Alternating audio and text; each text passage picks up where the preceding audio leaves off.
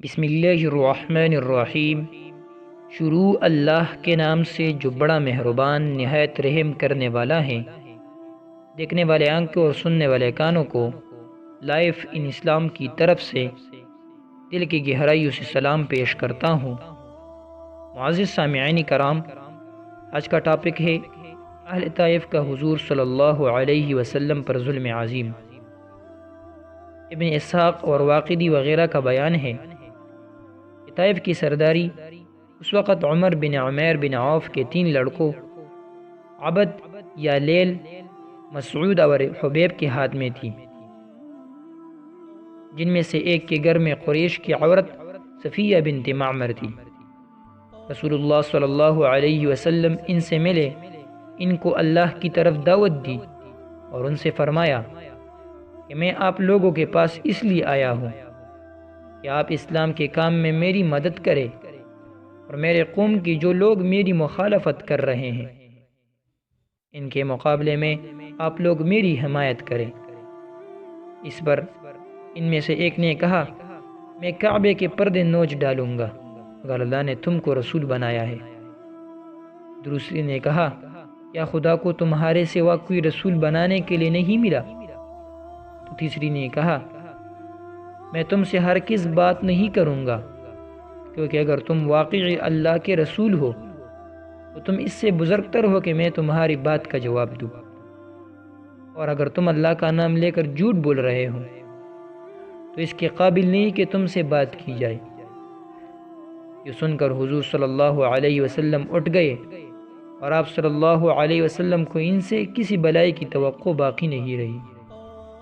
چلتے ہوئے آپ صلی اللہ علیہ وسلم نے ان سے کہا، خیر جو کچھ برتاؤ تم نے مجھ سے کیا سو کیا، مگر کم از کم اتنا کرو کہ میری بات کو مخفی رکھو۔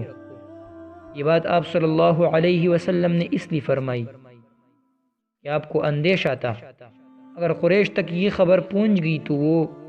اور جری ہو جائیں گے، مگر انہوں نے ایسا نہ کیا اور اپنے لچنگوں اور افنگوں اور غلاموں کو آپ صلی اللہ علیہ وسلم کے خلاف اشکار دیا، اور آپ صلی اللہ علیہ وسلم کو گیالہ دینے اور آپ صلی اللہ علیہ وسلم پر آواز گھسنے لگے، یہاں تک کہ لوگ اکٹھا ہوئے اور آپ صلی اللہ علیہ وسلم ایک باغ کی دیوار تک پہنچ کر چھوڑا جو عتبہ بن ربیعہ اور شیبہ بن ربیعہ کا تھا۔ واقدی سے ابن سعد کی روایت میں یہ ہے کہ آپ صلی اللہ علیہ وسلم ثقیف کے اشراف اور اسامے سے ایک ایک پاس گئے، اور کسی نے آپ صلی اللہ علیہ وسلم کی بات نہ مانی، بلکہ انہیں یہ اندیشہ ہوا کہ کہیں آپ ان کے نوجوانوں کو بگاڑ نہ دیں۔ اس لیے انہوں نے کہا، اے محمد تم ہمارے شہر سے نکل جاؤ اور زمین میں تمہارے جو دوست بھی ہو ان سے جا ملو۔ پھر انہوں نے اپنے اوباشوں اور غلاموں کو آپ صلی اللہ علیہ وسلم کے خلاف اکسایا اور انہوں نے آپ صلی اللہ علیہ وسلم کو گالیاں دی، شور مچا کر لوگوں کو اکٹھا کر دیا۔ موسیٰ بن عقبہ کہتے ہیں، ان لوگوں نے تاک تاک کر آپ صلی اللہ علیہ وسلم کے ٹخنوں اور ایڑیوں پر پتھر مارے۔ راستے کے دونوں جانب وہ سب پہ بنائے کھڑے تھے، اور جیسے جیسے آپ صلی اللہ علیہ وسلم قدم اٹھا کر چلے جاتے تھے وہ سنگباری کی جالی جاتے تھے، یہاں تک کہ آپ صلی اللہ علیہ وسلم کی جوتیاں خون سے بھر گئی۔ سلیمان التمیمی کا بیان ہے کہ چوٹوں کی تکلیف سے جب آپ صلی اللہ علیہ وسلم بیٹھ جاتے تھے اور آپ صلی اللہ علیہ وسلم پکڑ کر کھڑا کر دیتے تاکہ آپ صلی اللہ علیہ وسلم پر پھر پتھر برسائے۔ چنانچہ جب آپ صلی اللہ علیہ وسلم مجبوراً چلنا شروع کرتے وہ پتھر مارتے اور ٹھنڈے لگاتے چلے جاتے تھے۔ واقدی کی روایت ابن سعد نے نقل کی ہے، اس موقع پر حضرت زید بن حارثہ رضی اللہ عنہ آپ صلی اللہ علیہ وسلم کو پتھروں سے بچانے کے لیے